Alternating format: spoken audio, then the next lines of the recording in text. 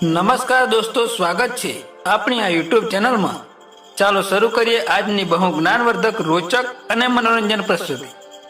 આપણે આગળના શ્લોકમાં જોયું કે તું એક સર્વસ્વનો દ્રષ્ટા અને સર્વદા મુક્ત જ છે, અને ખરેખર તું દ્રષ્ટાને તારાથી અલગ માને છે એ જ મોટામાં મોટું તારું બંધન છે। અને 8મા શ્લોકમાં જોયું કે હું કરતા છું એવો અભિમાન રૂપી મોટા કાળા સર્પ વડે દંશિત થયેલો તું હું કરતા નથી એવો વિશ્વાસ રૂપી અમૃતને પી અને સુખી થા એવું કહ્યું। અને 9મા શ્લોકમાં આગળ વધીએ એ પહેલા આપણી આ યુટ્યુબ ચેનલને સબસ્ક્રાઇબ કરો અને બાજુમાં આપેલા બેલ આઇકનને ટચ કરો, જેથી કરી આવનાર વિડીયો આપના સમક્ષ પહોંચી શકે અને આપણે આ અષ્ટવક્ર ગીતાનો લાભ લઈ શકીએ। અહીંયા 9મા શ્લોકમાં અષ્ટવક્ર ઋષિ રાજા જનકને કહે છે કે હું એક વિશુદ્ધ જ્ઞાન રૂપ છું એવા નિશ્ચય રૂપી અગ્નિ વડે અજ્ઞાન રૂપી ગહન વનને સળગાવી દઈને તું શોક રહિત થઈને સુખી થા। હું એક છું તેવું જ્ઞાન જ વ્યક્તિને સુખી કરી શકશે તેવો જનકને ઉપદેશ છે, કારણ કે ભેદમાં જ ભય છે। જુદાઈ અને અનેકતા જ વ્યક્તિને વીર વિખેર કરી દુખી કરે છે। હું એક છું તેમ સમજવું એ સર્વવ્યાપી હોય તે એક જ હોઈ શકે, અને જેને દેશના સીમાડા છે, સરહદો છે, તે હંમેશા આકાર અને સાકારની દિવાલોમાં કેદ છે। જે નિરાકાર હોય તેને સર્વ સમયે સર્વ સ્થળે અસ્તિત્વમાં રહેવાનો અધિકાર છે, અને તે માત્ર બ્રહ્મ કે આત્મા છે। જેવી રીતે આકાશ સર્વવ્યાપી છે તેને દેશની સીમા નથી, કારણ કે તે પૃથ્વી, પાણી, અગ્નિ અને વાયુથી પણ સૂક્ષ્મ છે, અને આત્મા તો આકાશનું પણ કારણ છે, માટે તે સૂક્ષ્માતીત છે, તેથી આકાશથી પણ વધુ વ્યાપક છે। અર્થાત મારે સમજવાનું કે હું તે બ્રહ્મ છું જે સર્વવ્યાપી છે અને સૂક્ષ્માતીત છે। જે સૂક્ષ્મ હોય તે જ વ્યાપક હોય, અને તે ન્યાયે હું આત્મા સ્વરૂપે તો સૌથી સૂક્ષ્મ અને સર્વવ્યાપક છું, માટે જ નાનામાં નાનો છતાં સૌથી મહાનમાં મહાન પણ હું જ છું। આમ જો હું સૌથી સૂક્ષ્મ અને સૌથી મહાન છું તો પછી મારે દુઃખ ક્યાં? સર્વવ્યાપી હોય તે હંમેશા એક જ હોય। આકાશ માત્ર એક જ છે, તેમાં અનેકતા હોઈ શકે નહીં। કદાચ ઘડાની ઉપાધિથી અનેકતા દેખાય, છતાં આકાશ માત્ર એક જ છે। તેમ હું પણ શરીરની ઉપાધિ દ્વારા અનેક ભાસું છું, છતાં માત્ર એક જ છું, અને તેથી સ્વસ્વરૂપની દ્રષ્ટિકોણથી મુજ એકમાં કદી ભેદ હોઈ શકે નહીં। અને જો ભેદ નથી તો ઊંચ નીચ ક્યાં? રૂપ કે કુરૂપ ક્યાં? વિધતા કે મૂર્ખતા ક્યાં? અંદર બહાર એકમાં નથી। તે હું એવો એક છું જેમાં નથી ભેદ અને ભરમનો ચક્રો, નથી ઊંચ નીચની દિવાલો, નથી વિનાશી અવિનાશીની સાપેક્ષા દ્રષ્ટિ। કારણ કે હું એક જ છું માટે પૂર્ણ છું, અપૂર્ણતા અનેકમાં છે। હું પૂર્ણ છું કારણ કે મારો અંત દેશમાં નથી। હું તો સર્વવ્યાપ્ત છું, મારો અંત કાળ નથી, કારણ કે હું અનાદિ છું, અજન્મા છું, મારો જન્મ જ નથી તો મોત ક્યાં? હું તો ત્રણેય કાળનો સાક્ષી, કાળથી પર છું, તેથી કાળથી મારો અંત નથી, અને હું નિરાકાર છું, તેથી સાકાર કે આકારની દિવાલોમાં કેદ નથી। અરૂપી હું કોઈ રૂપમાં બદ્ધ નથી, તેથી મારો અંત વસ્તુના આકારમાં કેદ કે ભેદ નથી। આમ હું એવો એક છું જે દેશ, કાળ અને વસ્તુથી બદ્ધ નથી, પરિચ્છિન્ન નથી। તેથી જ હું અનંત છું, અનાદિ છું, અને મારા જેવો અન્ય નથી તેવો હું એક અદ્વિતીય તરીકે જગ જાહેર છું। અને કઠશ્રુતિ પણ જણાવે છે કે જે પોતાને એક અને અદ્વિતીય તરીકે જાણે છે તે જ શાશ્વત સુખ પ્રાપ્ત કરે છે। જે એક સૌના અંતરાત્મા છે અને સૌને પોતાના વશમાં રાખે છે, તે જ પરમાત્મા પોતાના એક જ રૂપમાં અનેક પ્રકારનો બનાવી દે છે। જે ધીર તે આત્માને પોતાની અંદર જુએ છે તે શાશ્વત સુખ પ્રાપ્ત કરે છે, બીજા અન્ય કોઈ નહીં। અહીંયા અષ્ટવક્રાજી સ્પષ્ટ કરે છે કે અજ્ઞાન રૂપી ગહન વનને ભસ્મ કરવા જ્ઞાન રૂપી અગ્નિ પેટાવાની જરૂર છે, અને તે જ્ઞાન રૂપી અગ્નિ એનો મતલબ હું એક છું એવું પણ નહીં, પણ વિશુદ્ધ જ્ઞાન સ્વરૂપ છું એવો દૃઢ સંશય રહિત નિશ્ચિત તે જ અગ્નિ છે। અને તેવા અગ્નિના ઉદયમાં જ અજ્ઞાન રૂપી વનનો નાશ છે, અને અજ્ઞાનના નશામાં જ શોકની નાબૂદી છે, સુખનો શાશ્વત જરો છે। હું એક છું અને જ્ઞાન રૂપ છું, તેનો અર્થ સ્પષ્ટ છે કે હું આત્મા કે બ્રહ્મ છું। સત્યમ જ્ઞાન અનંતમ બ્રહ્મ, અને તે સત્ય છે, જ્ઞાન સ્વરૂપ છે, અર્થાત જડ નથી, સૌનો જ્ઞાતા સાક્ષી ચૈતન્ય છે, અને તે જ બ્રહ્મ અનંત પણ છે। જ્યારે સ્પષ્ટ થાય છે કે હું સાક્ષાત જ્ઞાન સ્વરૂપ છું, એટલું જ નહીં, હું એક છું અને અનંત છું, અર્થાત દેશ, કાળ કે વસ્તુની સરહદ કે સીમા મારે નથી, જાતીય વિજાતિ કે સ્વગત ભેદ મારે નથી। ત્યારે જ સુખની અનુભૂતિ થાય છે, અને હું અભેદ છું માટે જ અભય છું એવું જાણી શોકની નાબૂદી થાય છે। કાલથી મારો અંત નથી, તેથી સ્પષ્ટ છે કે કોઈ કાળે મારો અભાવ નથી.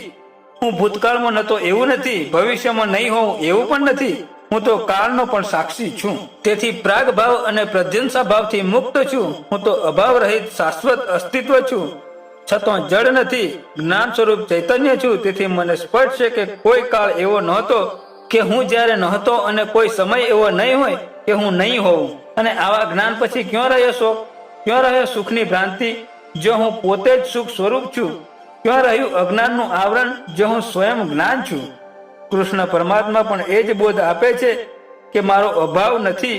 જો શોક કયો, કોઈ કાળે હું ન હતો, તું ન હતો, આ રાજાઓ ન હતા, અને હવે પછી આપણે બધા જ નહીં રહીએ, એમ પણ નથી જ. માટે જ અષ્ટાવક્રજી પણ કહે છે કે અજ્ઞાન રૂપી ગહન વનને સળગાવી દઈને શોક રહિત થઈને સુખી થા. કેમ કે અજ્ઞાન રૂપી વનમાં ભૂલી પડેલી વ્યક્તિ ખુદના મકાનમાં ખોવેલા અજાણ્યા મુસાફર છે. ચિત્તા તો મૃતને બાળે છે, અને તે પણ એકવાર. અજ્ઞાન તો જીવતોને વારંવાર બાળે છે. અજ્ઞાની વ્યક્તિ અલ્પજ્ઞાતાની આગમાં, અપૂર્ણતાની જવાળામાં, ઉણપની અગ્નિમાં બળ્યા કરે છે. હું જ્ઞાન સ્વરૂપ છું એવા સ્વ સ્વરૂપના બોધમાં કોઈ ઉણપ નથી, લઘુતા ગ્રંથિનો ભાવ પણ નથી. પણ જો પોતાના સ્વરૂપનું અજ્ઞાન છે, ત્યાં દેહનું ખોટું તાદાત્મ્ય છે, અને ત્યાં હું શરીર છું તેવો ભાવ છે. જો હું શરીર છું તેવું જ રૂપ, રંગ, સૌંદર્યની ચિંતા છે, કુળ અને જાતિની સ્પર્ધા છે, કુરૂપ કે કદરૂપને ઢોકવા સતત દ્રશ્ય બનવાની તમન્ના છે, કુરૂપથી ઉણપનો લઘુ ગ્રંથિનો ભાવ છે. તેથી મુક્ત થવા સતત ચિંતા છે. જો અજ્ઞાનમાં મેં મને મન તરીકે સ્વીકાર્યો તો સુખી દુઃખી થવાની ચિંતા છે. જો હું મને અહંકાર માનું તો સત્તા, વૈભવ, ધન, પ્રતિષ્ઠા ચિંતા છે. અને જો હું મને બુદ્ધિ માનું તો ભણતર, ઉપાધિ, વિદ્યતા પ્રાપ્તિ માટે ચિંતા છે. જો હું મને ઇન્દ્રિયો માનું તો ભોગની ચિંતા. આમ જે કઈ ચિંતા છે તે સ્વરૂપના અજ્ઞાનમાં છે. આવા સર્વ પ્રકારની ચિંતા જ ઉણપનો, અધૂરાપણનો અને અપૂર્ણતાનો ભાવ સર્જે છે. અને તેવી ઉણપથી કે અપૂર્ણતાથી પીડાય છે. તે માને છે કે સંસાર અસાર છે, જીવન પાપ છે, હું નકામો છું, વ્યર્થ છું, જીવવામાં સાર નથી. વાસ્તવમાં વ્યક્તિ પોતાને અહંકાર માને છે, કરતા ભોગતા તરીકે સ્વીકારે છે. અને જ્યારે અહંકારની મોહ પૂરી ન થાય ત્યારે વ્યક્તિ હતાશા, નિરાશા કે નિષ્ફળતાના વાદળોથી ઘેરાય છે. અને તેના ઉપર જ્યારે ભગ્નશાની વીજળી તૂટી પડે છે ત્યારે આવેશમય વ્યક્તિ બેબાકડી થઈને આત્મહત્યાની તૈયારી કરે છે. પછી તેનો અહંકાર તેની પાસે ગમે તે મોંગ રજૂ કરે છે. તે મોંગ પછી સત્તાની અતૃપ્તિથી જાગી હોય કે પ્રેમની ઉણપથી, ધનની અપ્રાપ્તિથી કે નોકરીના અસંતોષથી, સ્વમાન ભંગથી કે પરીક્ષાની નિષ્ફળતાથી, ગમે તે કારણે અહંકારની મોંગ અધૂરી રહી હોય, છતાં અજ્ઞાન જ સૌનું મૂળ છે, તેમાં શંકા નથી. એવા અજ્ઞાની જ જીવનની અપૂર્ણતાનો અંત આત્મહત્યાથી આવશે તેમ માનીને આવેશમાં તેવું પગલું ભરતો હોય છે. એક દ્રષ્ટાંત અહીંયા છે કે એક હતાશ થયેલી વ્યક્તિએ અપૂર્ણતાના અંત માટે પુલ ઉપરથી નદીમાં પડતું મૂક્યું. અનાયાસે સ્નાન કરતા એક સાધુએ તે વ્યક્તિને બચાવી અને કિનારી પર બેસાડી આત્મહત્યાના પ્રવેશમાં પણ જે નિષ્ફળ ગયો હતો તે કહેવા લાગ્યો, મને કેમ મદદ કરો છો? શા માટે મને બચાવ્યો? હું મરવા માંગુ છું. હવે તે વ્યક્તિનો અહંકાર નવી મોંગ લઈને આવે છે, અને તે મોંગ છે મૃત્યુની. તેણે કહેવાનું ચાલુ રાખ્યું, હું વ્યર્થ જીવું છું, જીવન ભારરૂપ છે, સંસાર અસાર છે. સાધુ કે છે, તારે કોઈ સગાવાલા છે? વ્યક્તિ કે મારે કોઈ નથી, મને બચાવીને તમે પણ મારા નહીં થઈ શકો. મારે કોઈ નથી, મારું કોઈ નથી, મારી પાસે પણ કઈ નથી. ત્યારે સાધુ કે છે કે તું મારી સાથે ચાલ, કહીને સાધુ ગામના એક ધનાઢ્ય નગરપતિ પાસે લઈ જાય છે. નગરપતિ કાને ઓછું સાંભળે છે અને ઓંખો હોવા છતાં દ્રષ્ટિ ખોઈ બેઠેલી વ્યક્તિ છે. સાધુએ તેને કહ્યું કે જુઓ, આપની પાસે ધનની કોઈ કમી નથી, આપવાનું ઘણું છે, અને સામે એક વ્યક્તિ છે, તેની પાસે પણ આપવાનું ઘણું છે. આપ ધનના બદલામાં ઓંખ ખરીદી શકો છો. તેથી નગરપતિએ આત્મહત્યામાં નિષ્ફળ ગયેલા વ્યક્તિને કહ્યું, તું મને એક ઓંખ આપી દે તો તને 5,000 રૂપિયા, અને 2 આપે તો 10,000 રૂપિયા આપીશ. નગરપતિની વાત સાંભળીને તરત જ ક્રોધમાં આવીને પેલી વ્યક્તિએ કહ્યું, કેવી મૂર્ખતા ભરેલી વાત કરો છો? 10,000 તો શું 10 લાખમાં પણ હું ઓંખ વેચવા માંગતો નથી.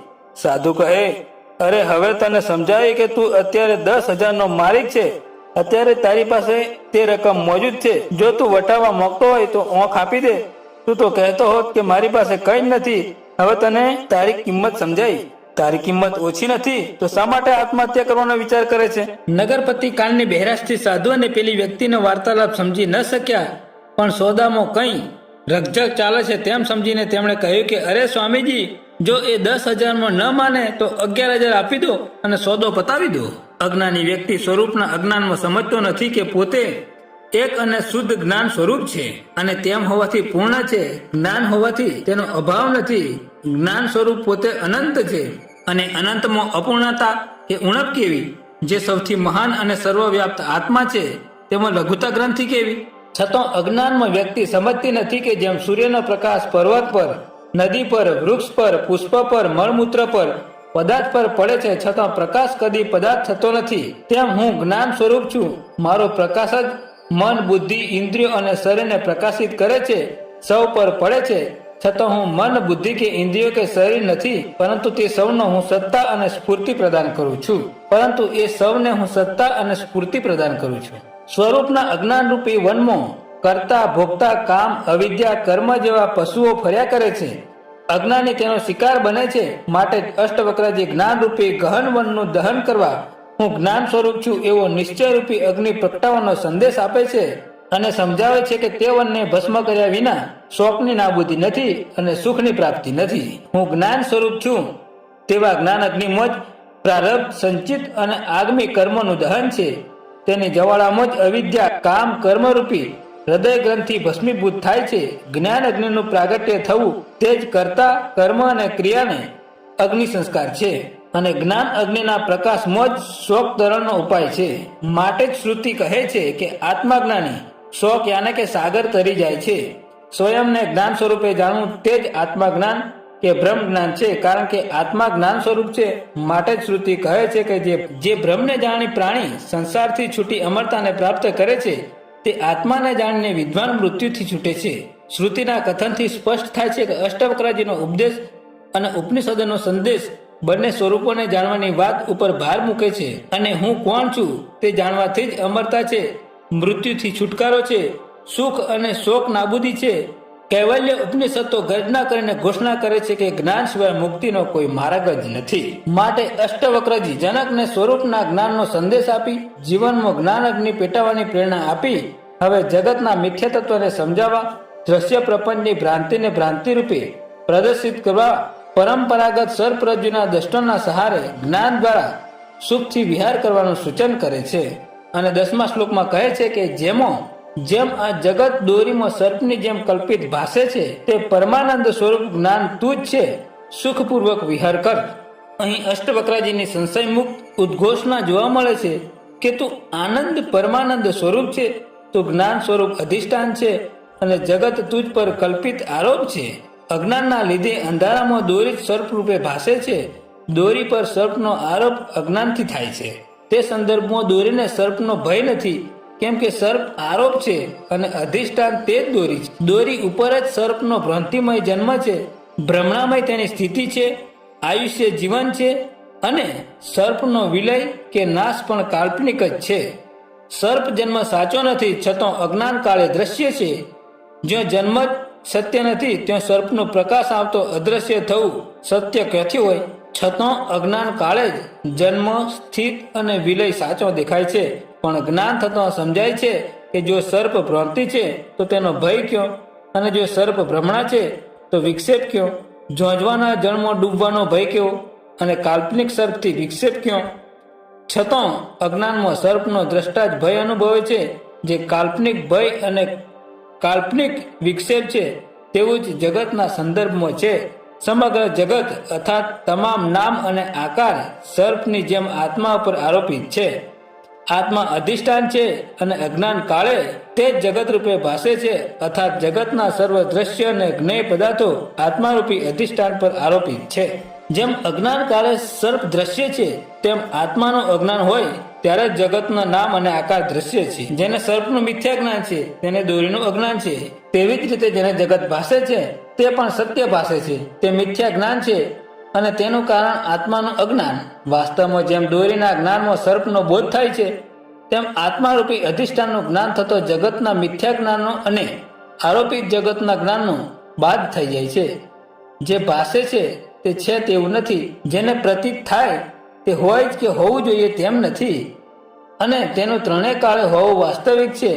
જેનું અસ્તિત્વ ત્રણેય કાળે છે તેને પ્રતીત થવું જરૂરી નથી. આપણે સૌએ યાદ રાખવું રહ્યું કે જેની અપેક્ષા અનુભૂતિ થઈ શકે તેની અભિવ્યક્તિ થવી જ જોઈએ એવો કોઈ નિયમ નથી.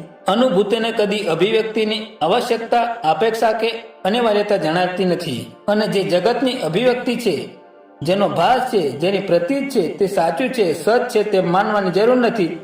જે ત્રણેય કાળે અસ્તિત્વમાં હોય તેને માનીએ તો જગત કદી સત નથી, કારણ કે સુષુપ્તિ સમયે જગતનો ભાસ કે આભાસ પણ નથી. ઉપરાંત ત્યાં આપણો અનુભવ છે કે હું કંઈ જાણતો નથી એવી વૃત્તિ સુષુપ્તિમાં હોય છે. ત્યાં ન તો આપણે આપણી સંપત્તિ, સત્તા કે મહત્તાથી જ્ઞાતા હોઈએ છીએ, કે ન તો સ્નેહી સગા સંબંધી સજાગ હોઈએ છીએ, ન આપણે આપણી લાડી વાડી કે ગાડીથી સભાન છીએ, કે ન આપણી હતાશા, નિરાશા, નિષ્ફળતા કે ભગ્નતાથી ચિંતિત છીએ. ત્યાં ન તો જગત સ્વીકારની અપેક્ષા છે કે ન મિથ્યા માનેલા પદાર્થના ત્યાગની તાલાવેલી. ત્યાં તો એક જ અનુભવ છે કે હું સુખ ચેનથી કંઈ જોયા જાણ્યા વિના સૂતો હતો એવી સુષુપ્તિનો નિષ્કર્ષ છે કે હું હતો પણ જગત નહોતું. તેથી જગતનો અભાવ સર્વવિદિત છે, માટે જગત સત ન હોઈ શકે. તદુપરાંત જેનો જન્મ જાણીતો છે, વિજ્ઞાન પણ જગતની ઉત્પત્તિ દર્શાવે છે અને શાસ્ત્રો પણ કહે છે કે જગત અંતે પંચ મહાભૂતોનું સર્જન છે.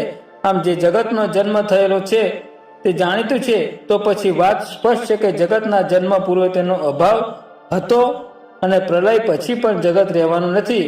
આમ ત્રણેય કાળે ન રહે તેવું જગત કદી સત હોઈ શકે નહીં. અને જો જગત કે વિશ્વ સત નથી તો પછી અસત જ હોય, જેનું કોઈ પણ કાળે એક પણ સમયે અસ્તિત્વ ન હોય. જો તેવું માનીએ તો વિશ્વને અસત કહીએ તો પણ ઉચિત નથી, કારણ કે જગત અનુભવ ગમ્ય છે. એક કાળે અર્થાત અજ્ઞાન કાળે ભ્રાંતિ સમયે જગતનો અનુભવ થાય છે અને સૌને જગતનો અનુભવ થયેલો છે તે વાત પ્રસિદ્ધ છે. તેથી જગત કે વિશ્વને અસત પણ કહી શકાય તેમ નથી. આમ જેને સત પણ ન કહેવાય, અસત પણ ન કહેવાય, તેને કહેવું શું? માટે જ શાસ્ત્રોએ જગતને મિથ્યા કહ્યું છે, કારણ કે જેને સત કહીને પણ સંબોધી શકાય અને અસત તરીકે પણ આલેખી શકાય તેવું છે તે જ મિથ્યા છે. જે વ્યક્તિ વસ્તુ કે પદાર્થની ઉત્પત્તિ છે, સર્જન છે, તે જન્મ કે ઉત્પત્તિ પૂર્વે ન હતો, તેથી તેનો અભાવ ન હોવું સ્પષ્ટ છે. અને જે કોઈને જન્મ પૂર્વ ગેરહાજરી કે અભાવ હોય અને નાશ પછી પણ તેનું અસ્તિત્વ ભાવ હોતો નથી, અર્થાત અભાવ થઈ જાય છે, તે વસ્તુ, વ્યક્તિ કે પદાર્થ કદી સત્ય ન હોઈ શકે. અને જે બંને કાળે ભૂત અને ભવિષ્યમાં ન હોય છતાં જો માત્ર વર્તમાન કાળે દ્રશ્ય હોય, અનુભવ ગમ્ય હોય, તો તેનું સાચું અસ્તિત્વ માનવું નહીં. વર્તમાનમાં અનુભવાય છતો નથી તેમ સમજવું, કારણ કે તે સત નથી. આ સિદ્ધાંત મુજબ જેટલા શરીરો છે તે સર્વ જન્મ પૂર્વે ન હતો અને તેના મૃત્યુ પછી રહેતો નથી. છતાં જો વર્તમાન કાળે જીવન પર્યાપ્ત દ્રશ્ય હોય, અનુભવ ગમ્ય હોવા છતાં સાચો નથી. અને જો શરીરો સત નથી તો પછી તેનો મોહ ક્યાંથી સાચો હોય? એકવાર સમજાય કે તે સત નથી તો શરીરનો રાગ કે તેનો અનુરાગ અને તેની પાછળ આપણે વિતાયેલા વર્ષો, કેટલી મૂર્ખામી, કેવી ભ્રાંતિ. અને આ જ સિદ્ધાંત દરેક જન્મેલી સર્જેલી વસ્તુને લાગુ પડે તો કોઈ પણ પદાર્થ અને સમગ્ર વિશ્વ પણ અનુભવ ગમ્ય હોવા છતાં સત ન કહેવાય, કારણ કે તેનો પણ ઉત્પત્તિ અને પ્રલય જાણીતો છે. તે દ્રષ્ટિએ જગત ઉત્પત્તિ પૂર્વે આદિમાં ભૂતકાળમાં ન હતું અને ભવિષ્યમાં રહેશે નહીં. તેથી ભલે તે વર્તમાનમાં અનુભવ થાય પણ તે સત નથી. અને આમ જોતો દરેક દ્રશ્ય કે જ્ઞેય વસ્તુ જેને કોઈ પણ કાળે અભાવ છે તે સત નથી. આપણે ત્રણ અવસ્થાને અનુભવીએ છીએ, જાગ્રત, સ્વપ્ન અને સુષુપ્તિ. છતાં આપણે જાગ્રતનો સુખ, દુઃખ, પ્રાપ્તિ, અપ્રાપ્તિ સાચો માનીએ છીએ અને સ્વપ્નનો અનુભવ ખોટો છે તેવું કહીએ છીએ. વાસ્તવમાં ત્રણેય અવસ્થામાં જે કંઈ અનુભવ છે તે સત્ય નથી અને તે કદી નિત્ય હોઈ શકે નહીં, કારણ કે ત્રણેય અવસ્થાઓ સત નથી. તો તેમાં અનુભવેલા હતાશા, નિરાશા, નિષ્ફળતા અને ભગ્નાશા સાચો ક્યાંથી હોય? અગર ત્યાં માનેલું સુખ અને અનુભવાયેલી શાંતિ માત્ર ભ્રાંતિ રૂપે જ હોય છે. તેમાંથી કોઈ પણ અવસ્થામાં મળેલી શાંતિ કે શાશ્વત હોઈ શકે નહીં. હા, એ શાંતિનો આભાસ જરૂર હોય, પણ નિરાભાસ, નિર્વિકલ્પ શાંતિ કદી નહીં હોય, કારણ કે સ્વપ્ન, જાગ્રત અને સુષુપ્તિમાં કોઈ પણ અવસ્થા ત્રણેય કાળે અસ્તિત્વમાં હોતી નથી. તેમજ દરેક અવસ્થા આદિ અને અંતમાં હોતી નથી.